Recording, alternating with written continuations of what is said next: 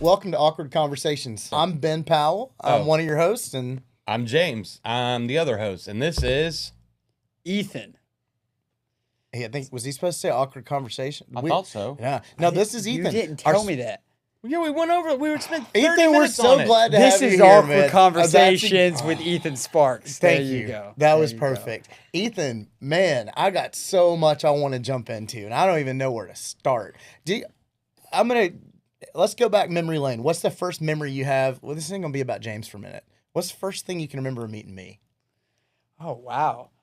I'm trying to remember when we met. I don't know if I remember our first time. I would say the first like big impact would have been D-Now. That was it for me. For me, it was rapping with you guys at the table at D-Now when they asked me, hey, do you want to have a bunch of high schoolers stay at your house? And I was like, and then it was like 3:00 in the morning. And then Henry, I talked to Henry late that night. I talked to you, and then to Noah Nichols. Yep.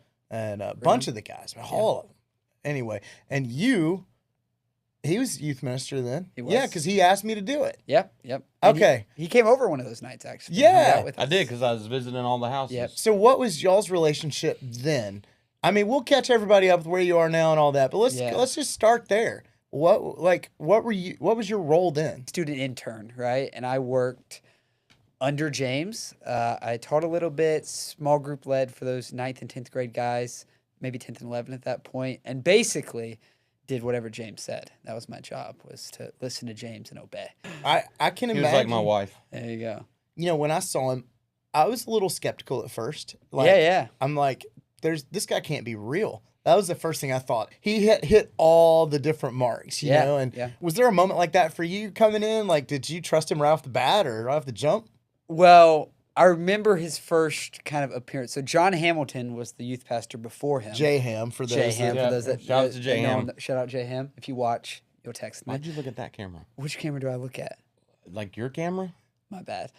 For those that are watching the show, there's going to be a lot of this. This is their energy. So it's okay. It's okay. But J-Ham was the youth pastor before that. He had stepped down because he was going to be a pilot. And James Mosley showed up. And I know a lot of people knew James. I had no clue who you were.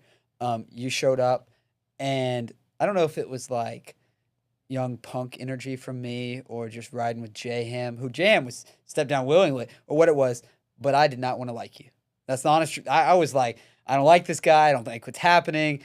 And was that before you even met him? It was like, before I I'm even not met him, even gonna like the I had guy, not but- met him, but I Yeah. had decided in my heart, I don't like this guy, which probably not a good idea to have. And he showed up, and I was, normal punk 19-year-old, critical, Did he saying- know this before the aneurysm? Did you ever have that conversation with him? Oh yeah. He would have not immediately, right? I mean, he's Yeah. my boss. What are you gonna tell your boss? I don't like you, but I didn't want to, right? I think maybe people just don't like change. I think that's the Yeah. reality. Oh, absolutely. Did you say change or James? Change. Okay. People love James.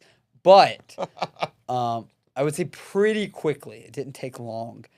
Not till like I saw him affecting students, but like James, I really would say through his love and input and like discipleship in my life, like became one of the most important people in my life. Like it went from I don't like this guy to man, this guy's gonna be here for me for whatever I'm going through. And I remember there was even things at the time like I was struggling with sin wise that I wasn't confessing to anybody. And James had been there like a month, and like I was calling him, and I was like, and that just like, I think that would speak pretty well to what James was, where I could go from I'm not gonna like this guy to midnight calling him, confessing sin because I knew he cared. So I would say it went very quickly from I don't want him here to I need him here. I need him here. Yeah. Well, and you could tell that in y'all's relationship. I mean, as close as James and I have always been, I mean, I know I've told you before, but if I showed up at church, I'm like, if Ethan's around, I might as well just wait my turn because you guys are inseparable. And like, that's what's always been awesome to me. And something you just touched on, I think a lot of times people in ministry roles feel like they've got to be sin-free or they've got to present sin-free. Yeah. And what's so crazy about that is to me is a motivator. I've been in ministry before. I get it, right? Like, it's like we have to put on this facade that we got it figured out because if we don't, we could lose our jobs. Yeah. And what people are really wanting, sitting in their chairs, is to connect with you. Yeah. And if you can't feel free to be vulnerable. I heard once, you either will want to be holy or want to appear holy. If you want to appear holy, you'll never find holiness. But if you really want holiness, it's through confession and vulnerability. And I think I saw that in James, where like I was 19, I probably wanted to appear a certain way and make myself look better than I was. And James came in and he was honest and he was vulnerable and he just wanted to make much of Jesus and nothing of James. And it gave me the confidence to be like, man, I can also make much of Jesus while, and even more so, being honest about where I'm at and vulnerable where I'm at. I think that was one of the reasons that people so easily connected with you and connect with you is because you just have that God-given trait about you, which is awesome. And there are so many stories I know we can get into. I'm going to throw in a couple curveballs real quick, and if you got stuff you want to throw in there, jump in. So where are you now in this journey? We've heard James' story over the episodes multiple times about the aneurysm, so we don't have to go down the where were you at and the night of and all that. But I do remember the morning of and everyone scrambling around, and that was probably when I imagine your world changed a lot for ministry. And let's talk about that experience and talk about where you're at now. Take us through some of that. For sure, yeah. So I will go slightly back to night go before. For it. I was actually at Noah Joyner's house. You've seen him on the podcast, but I was over there. Ken's for those that Ken's podcast sign right there. That's right. And it was a Saturday night, and I didn't know what was going on. I got a text from Chris at the time, and he just said, James is feeling sick. Can you preach tomorrow? And that's all I knew, right? And Chris Greenwood. Yeah, I got it. I'm with you. Yep. And I was like, oh, okay. So I told him, I got to leave. I'm going home. It's like 10 o'clock, right? And I just did my best to prep to preach. And at some point that night, I don't remember when it was, I figured out actually what was going on. And then things changed more. It's like, now what do you preach? And I remember showing up the next morning, and James always said something. He says, I want it to lead in such a way that if I'm not here. He said that the Wednesday night. Yeah. Oh my goodness. Everything continues, right? Everything, it goes as, and his leadership style was like that. Like he poured into other people. He elevated them. He taught them. He didn't want James dependent people. He wanted Jesus dependent people. Yes. And that was my thought Sunday morning. I was like, man, James said if he's not here, he wants it to continue. And I'm like, yeah. And I would say I walked into it. I was like, and who knows how much of this right, heart posture wrong, but I really just wanted to do what James would do. Yeah. Like, that's such a struggle because you're like, hey, I'm here for Jesus, not for James. Yeah. But like, I want to make WWJD. Yeah. It works both ways. There you go. Well, and it's like, but you also have people that mentor and that pour into you. I mean, you've talked about your dad pouring into you. You've talked about Jahan pouring into you and other men that poured into you. And, you have this guy who you don't want to immediately like, and then you fall in love with him. Yeah. And you're like, I want this guy, when he comes back, to see that everything's still running the way he left it. What does the next leader in church want to do? He wants to lead in the way the person that led him led, right? He wants to be faithful. And it's not because he's not desiring to please God. It's because God has put this man in his life that's loved him and poured into him and taught him and been so much to him. And he's like, I just want to follow in those footsteps, right? And I felt like when everything happened, I didn't know everything that was going on, but I knew, man, James and God through James was like preparing me to walk faithfully, right? Yeah. And even what we said before is like, I'd seen James preach and struggle with anxiety on stage and admit it and walk faithfully through it. So I was like, man, if there's weakness in this, if there's emotion I'm feeling, anything I'm struggling with, I can walk faithfully in that because that's all that James did anyway. So I think I remember that morning and my mind was just, man, I want to walk and do and lead and love like James walks and does and leads and loves. Because like, what did Paul say? He says like, imitate me as I imitate Christ, right? And I felt like James was an example where I was like, man, I can imitate James this morning as an imitation of Christ. So, thank you. Yeah, for sure. Thank you. It's definitely all Jesus, that's for sure. One of the other sermons really stuck out to me that has nothing, it has to do with your point of being vulnerable, but not with James here. I was at a church, at our previous church, and they were looking for a lead pastor. And they had all these guys come in, and they were like older guys, and had a lot of wisdom. And man, they would like preach to you, and they would preach to you.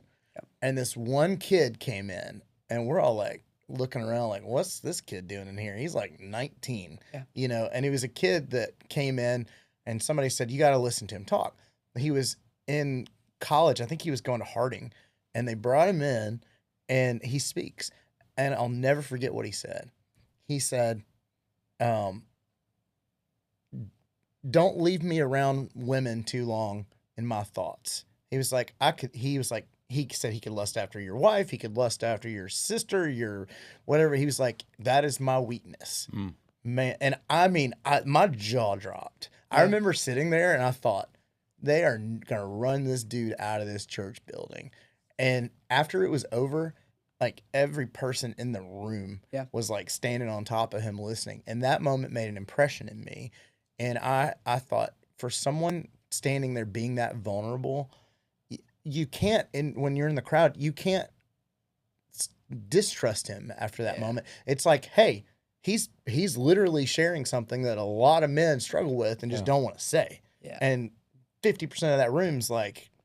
Yeah, it leads you to trust him more. Yeah. I love the verse when Jesus commands us to go into our closet or our room and pray in secret, so the Father who sees us in secret rewards us in secret.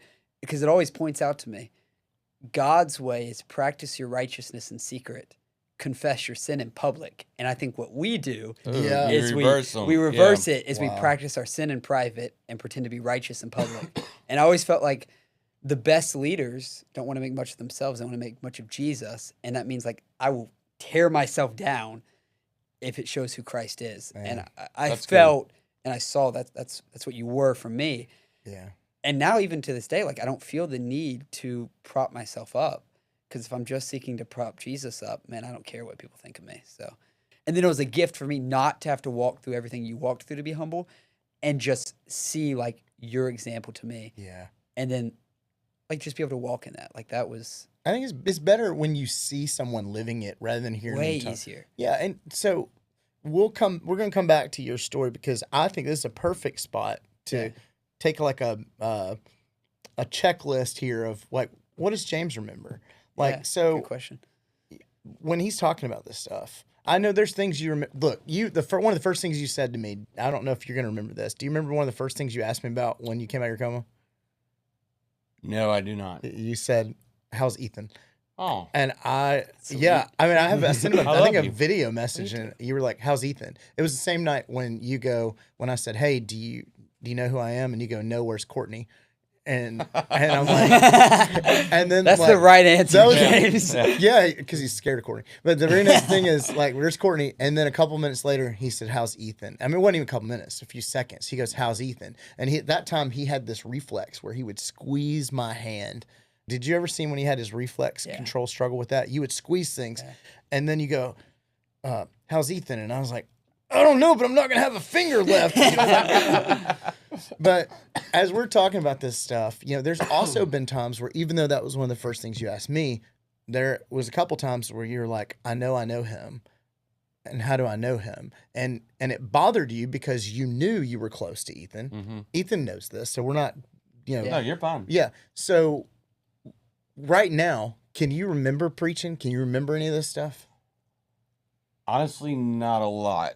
That's fair. What do you remember? Let's go down that road. From preaching and being around Ethan. I mean, I remember you being the intern, and I remember like J-Ham and went in DP apart. It was like the four of us. Yeah. Do you have any memories of like, what's something we could try to throw out there that would jump out at him? Like nothing specifically stands out. Do you remember, so when you came, you might remember this, you might not, came in, you came in guns blazing.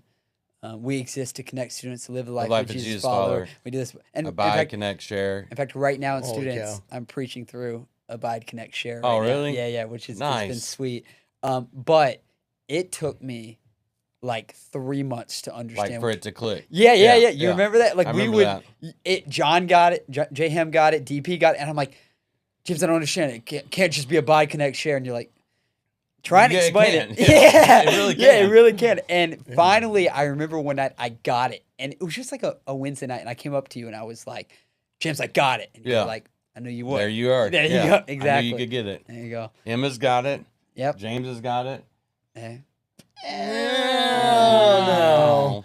There's moments where we'll be sitting around people and they're like, man, is he making fun of that guy? And I'm like, you just give it 5 minutes and you're going to completely understand our relationship, you know, in 5 minutes. So it's nice because you guys had that back and forth.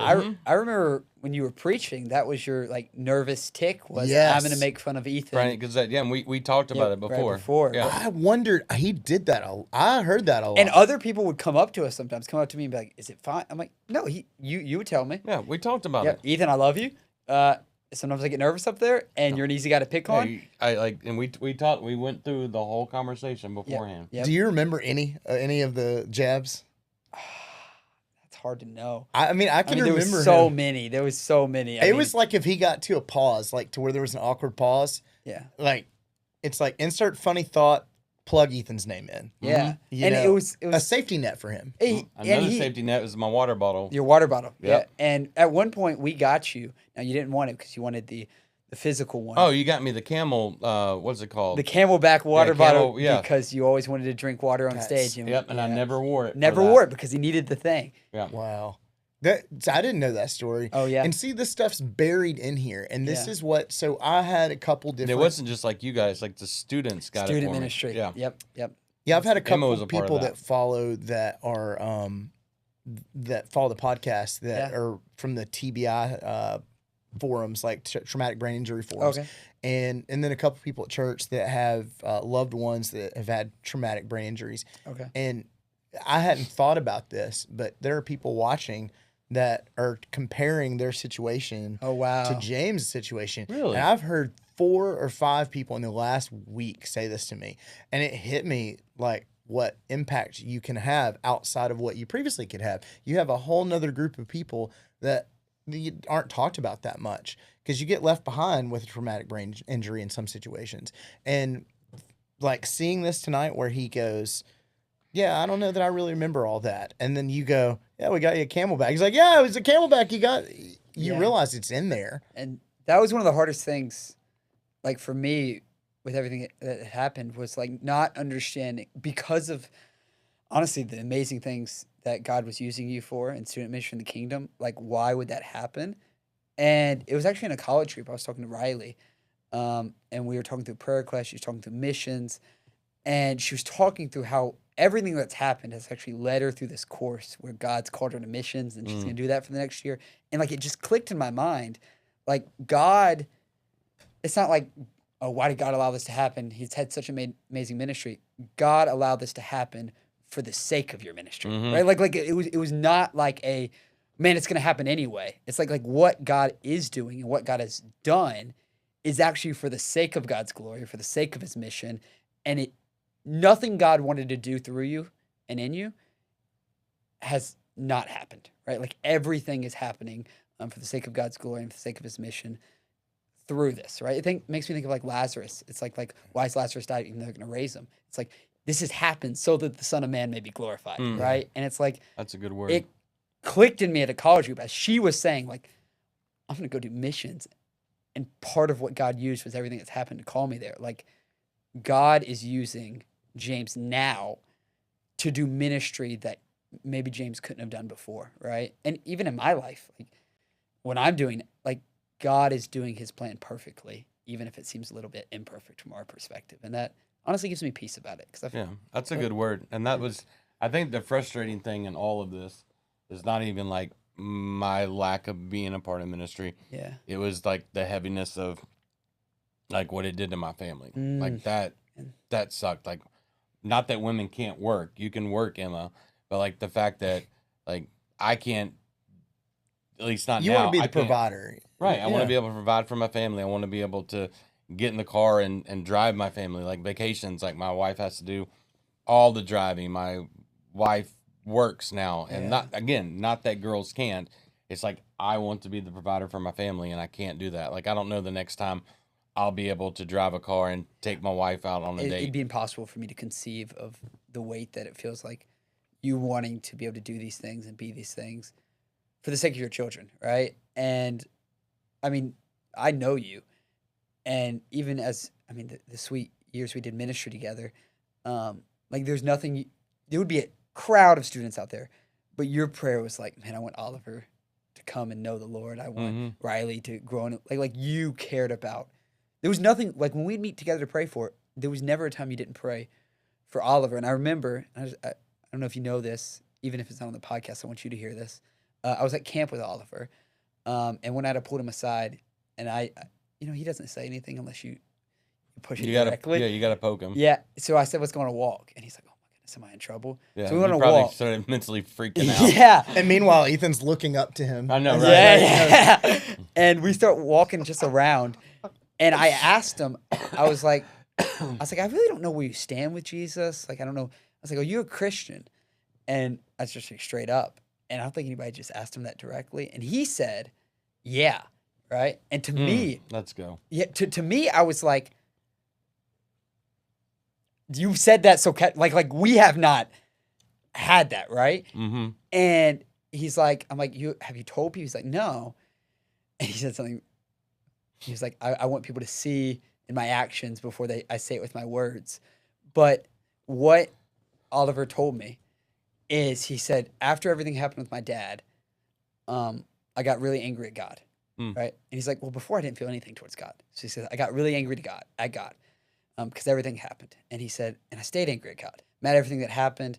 And he said, then one day I realized, like, how am I mad at God if he's not there, right? And he's like, so then I realized, wow, this is what Oliver said, instead of being mad at God, I can go to God, right?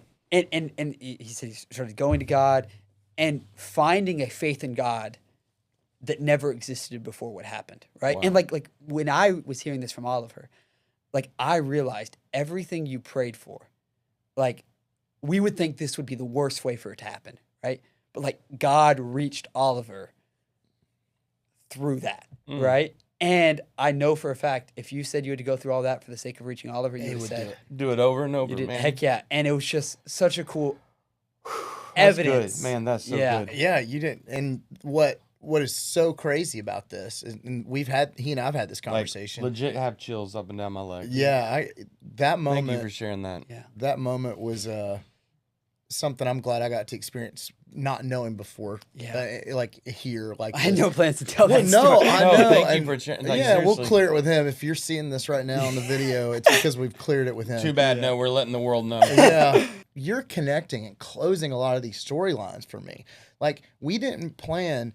For somebody watching this right now, when we say this is the last episode of the season, there are some other big things coming. It's going to fill this. We're sticking around for. Yeah, we're sticking around for. But this will be the end of the first, what we call Good plug, James. Yeah. I'm just reading the teleprompter. Yeah. The whole thing. The whole thing. Yeah. So there's things coming. This is what we refer to as the first season. The first season of this podcast is about James' story for people that have come from my background, that are coming from my timeline, that are learning his story. People that have come from Maylee's timeline. So you're putting a bow on things. I could have never planned in a million years that you would end with that, and I can see God working. I asked myself in the moment through these things, like when James, when that happened, I was like, something crazy's got to happen here. I could just feel it. Everything you just said really buttons it up for me, because you talked about Oliver, the last thing he said. You talked about either God isn't real, or I'm angry at him, and if I'm angry at him, he has to exist. Yeah. That was the exact same conclusion I came to. So good. Because there's people watching right now that may be watching for a TBI, that may be watching because they like you, but they don't believe in God. They may be watching because they somehow clicked on a link and they're thinking, you know what? How could I be mad at God if he doesn't exist? And that may be the moment I take from this season. Let's talk about life now with James, because I know it has not been day one, you're ride or die, you went back to normal conversations, because I saw the awkwardness like I saw with everybody else. Yeah. So tell me about how relearning James and him relearning you, how that's been, that journey. I think it would be a lie to say that afterwards, right? Everything happens. there's the season where we really don't know what's going on, right? Like we know we're getting updates, but there's no like Bo, like, oh, he's back and he's okay, Yeah. right? And I remember in that season, my response the whole time was continue on doing the ministry that James wants me to do, right? Like that was it. It's like he would want me to love and care for the sheep, right? He would want me to not be so attentive to James that I leave the people he most cared about, right? And for probably a month and a half, 2 months, I think I was doing that, right? And I don't remember what it was, but it was probably 2 months later, 3 months later, whatever the timeline was. I was a little bit more sure that James was going to be back, right? And then the scary realization that things might not be the same, right? Which for some reason maybe felt harder, right? And I just was driving home, and I just honestly broke down. I was crying, right? And it's like, what is going on with this guy? It's been like 3 months. Like, now's the moment. And I don't think I processed till later, but I realized, like, I was afraid of, like, now what is it? Like, it was almost easier for me, and this is just vulnerability, when I was just being faithful and he wasn't back, right? But when he comes back, it's not like, now what do I do? Like, what's our relationship? What's our interaction? And that became, like, super hard of, like, what now, right? It's almost like I'm hearing you say this. Okay, I'm gonna give my analogy, and I might not be saying it perfectly. I'm trying my best. No, I think you explained it really well. Yeah, it's like you go out to dinner with somebody else's kids and their wife, and then they walk in on you. Yeah. You know, like, I mean, that's a terrible, simple analogy, but that works. I mean, it's, you know, here you are. Yeah. You've got all these youth right here. You know, the bride of Christ. You're sitting there, and all of a sudden, this dude walks back in. This is his family, his kids. What I would say at that point in my life, the most impactful person in my spiritual life, right? Yeah. Like, now, what's that look like, right? Like, how's it going to be? And there was just probably fear and anxiety and, like, guilt and everything, right? Yeah. And I think I made a bad reaction, but I think, unfortunately for a season, I distanced myself, right? That happened with a lot of people. Yeah. So I'm going to cut you off for a second and say, don't hold that over your head, because that was like 50% of the motivation for this podcast was to get people back to having the awkward conversations with James, because they're like, what can I talk about with him? Yeah. And I'm like, you can talk to him about your bowling score. Just talk to him. Yeah. You know? Yeah. And I think for a little bit, I was unknowingly doing that. And then I realized I had done that. Yeah. And then I felt awful for doing that, right? And then what do you do now? Distance further. Yeah. It's like this bad cycle, right? And like sometimes the most guilt-ridden text and the encouraging ones, like Maylee, like texting me, encouraging me in my ministry, and like telling me how. And I'm like, but what have I been to y'all? And like there was all this going on for timelines are hard, a season. Yeah, right? yeah. And at some point, and I don't know when it was, man, the Lord was just like, man, he's here. What a blessing. Like, go be with him, right? And I realized pretty quickly, like, all the things I'd built up, guilt, fear, anxiety, wasn't there, right? Like I could just be with you, right? And we could hang out and we could talk. And was it exactly the same? No, but it was good, right? And then for a little bit, I would say it was awkward.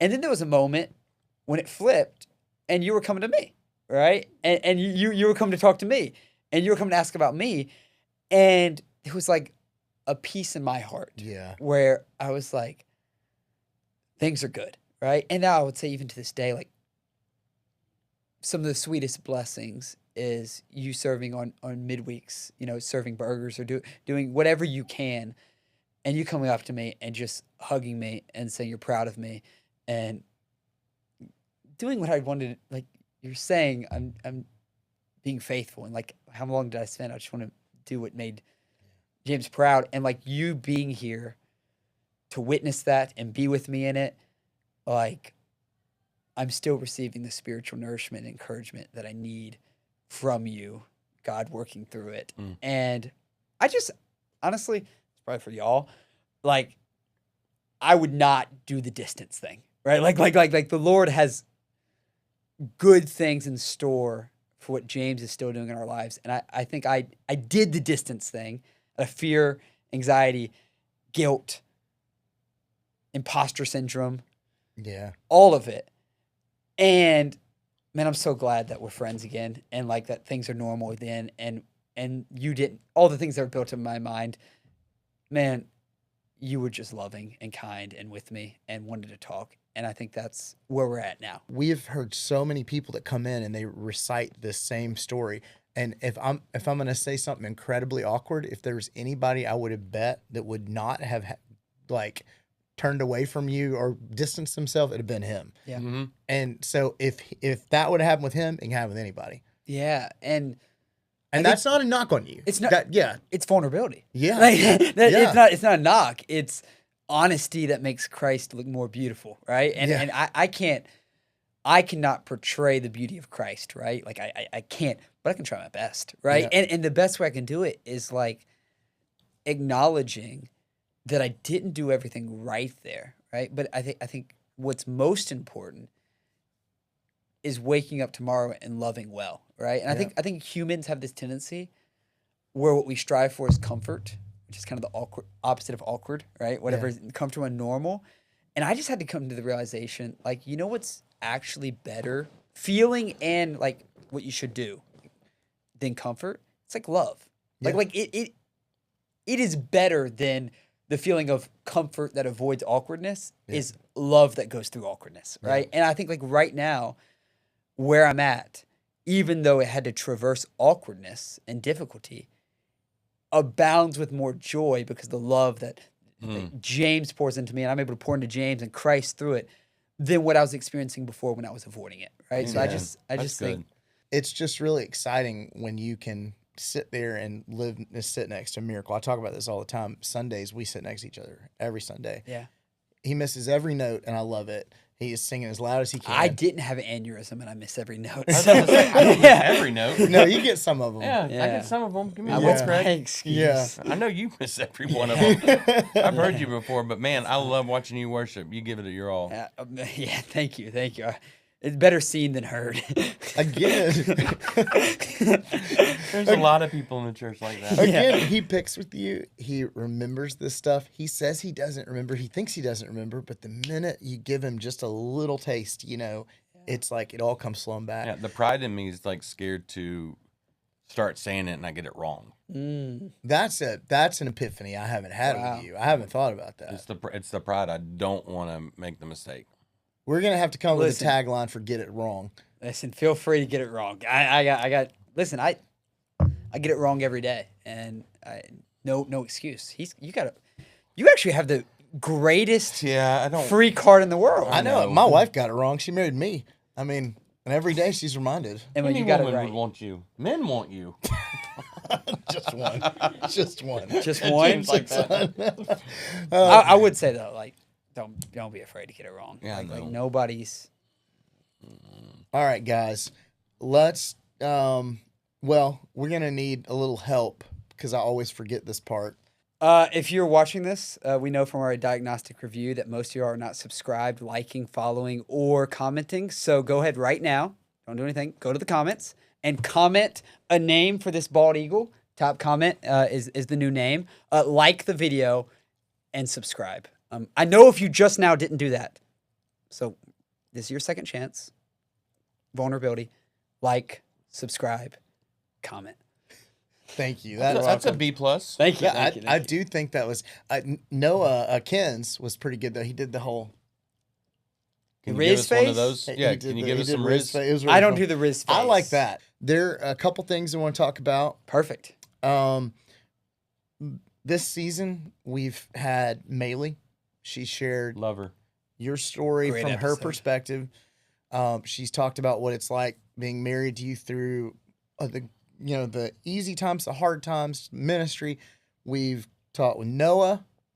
We've talked. Shout out Okay Ken's. episode. Okay episode. Yeah. It wasn't, I mean, it doesn't hit Maley like. No, not if we're doing a tier list. They're actually within about 50 views of each other. They're the two top rated. But I right think now. that's just because They're Noah, first, he got all of his Spotify listeners. Noah probably just put it on repeat. On Yeah, his, all his 15 thing of his going. Spotify listeners came over to YouTube. You know? 15. Are you one of the 15? So we've had. I'm just kidding. I love shout out Ken's. Riley. Love her. We've talked about mission work. We've had James Allison. We've talked about Great working. guy. Yep.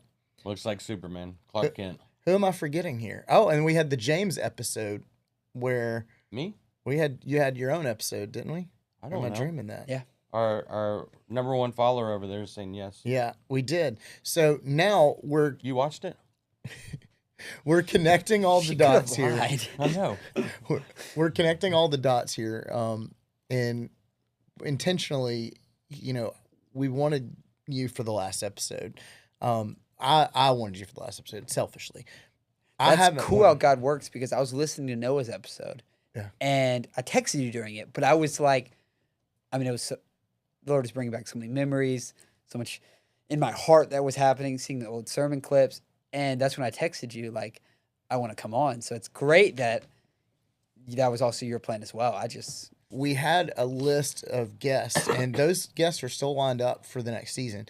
But we realized that what people were really enjoying was learning how to reconnect with him. And that was so at episode 02, which would be the third episode, we started to shift and say, hey, we're going to focus on this storyline. We're learning that people are gaining traction talking with James. People at church are coming up to James. The reason that I wanted to have your episode last is because you guys, I believe, were just significantly closer even than we were. And our relationship picked up most steam in the months before. Like, he didn't even know how he had impacted my life. He didn't know that he had preached a sermon that changed my life. But we used to hang out and watch Grizzly games. Well, then we got really close. Aneurysm happens. He comes back out of this, and we're still there. And I told him, Maley, I said, one thing I learned from, going through what I went through with my son, his name's Ethan too, and is that eventually the story gets old and everyone's not there. And me and Courtney, we will be here when the story's old. Yeah. Mm, And That's good. that's good. Because you know what? Yeah. It's Write that one down, Emma. it's true. It's true. People like That's to be good. part of the story Yeah. because it hits them. And we can't, it's not from a maybe some of it's from a selfish place, but a lot of it's not from a selfish place. It's like you want to do good, but what happens in the next 12 hours? Someone survives a tsunami, another person dies, someone dies in the war in Ukraine. Like, you start worrying about that. We can only take in so much hurt. And so we can only internalize so much hurt that our body just shuts down and says, okay, I can't think about that anymore. Distraction is the enemy of love. Yeah. Yeah. Yeah. Oh, that's good. I'm going to borrow that. Like, but literally, like, it's not that people don't want, like, they just move their eyes and they look somewhere else and they do something else. And I think that says a lot about you and Courtney, that y'all decided, like, we are committed and we're going to love enduringly. Hard not to be that way with him and Maley and their family. And isn't it awesome that, like, that's exactly the way Jesus loves us? Like, he's not distracted from us. Like, he has an enduring, like, that's pretty awesome to realize, like, that's it really that's what is. we get to walk It in. really is. Yeah. And I always tell people when they say, man, I just love how you've been there for James. And like, I respond, and this is not canned. It came out one day just straight out of my soul. And then I realized what he meant to me. How can you not love the person that led you to Christ? Like, and I don't see him as TBI, traumatic brain injury person. I don't see him as James Mosley, the preacher. I see him as the man that invested in me to lead me to Christ. And I will always see him that way. Amen.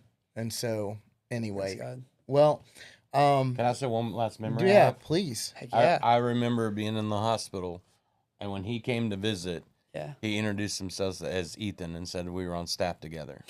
That's really I funny. will never forget that. That's really funny. And that's when we like really clicked and started hanging out. And it probably wasn't until a month later that he told me that he was bitten.